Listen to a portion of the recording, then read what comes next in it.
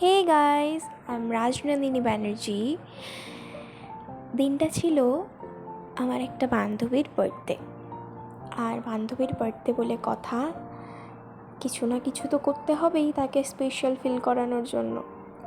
চটপট করে চলে গিয়েছিলাম কেক নিতে।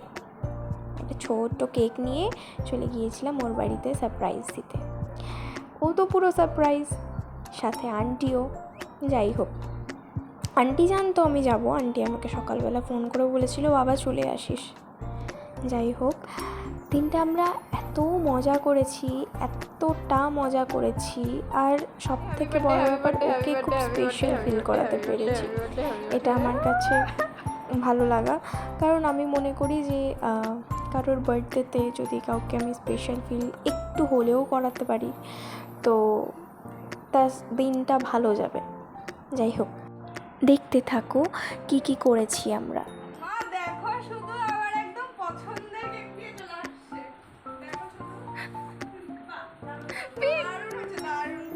তারপরে ও গেছিল একটু বাইরে, আর ততক্ষণে আমরা সব সাজিয়ে গুজিয়ে নিয়েছিলাম।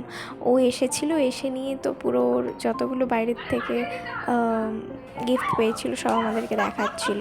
দেন তারপরে ওকে বসিয়ে দিলাম, আশীর্বাদ করলো আন্টি। দেন আমরা কেক কাটিং করলাম, প্রচুর মজা করলাম, প্রচুর হাসি ঠাট্টা, মানে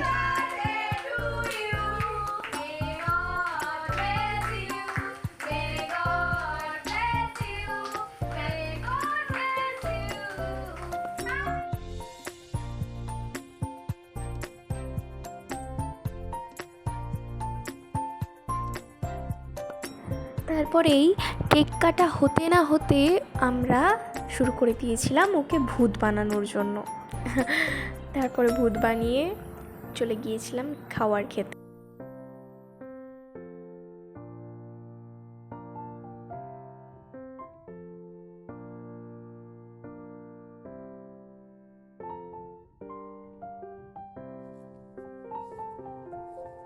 এখানে আমাদের সব থেকে ছোট্ট ঈশিতা কি সুন্দর করে দেখো আমাদেরকে স্টাইল করে দেখাচ্ছে, দেখ এরকম করে করতে হয়। তারপরে ও বসে গিয়েছিল খেতে, আর ও বলছিল আমি এত খাই তাও আমার শরীরেই লাগে না কিছু, আমি মোটাই হই না, কেন হই না বুঝতে পারি না। যাই হোক, এটা নিয়ে আমরা সব হাসি ঠাট্টা করছিলাম। যাই হোক, এতটাই ছিল আজকের ভিডিও আমাদের। এরপরে আবার আসবো কোনো একদিন। আজকের মতন টাটা, বাই বাই। আর ওর বার্থডে গেল, আমি দেরি করেই পোস্ট করছি, কিন্তু প্লিজ ওকে একটু ব্লেসিংস দিও যাতে ও অনেক ভালো থাকে, সুস্থ থাকে। আজকের জন্য টাটা।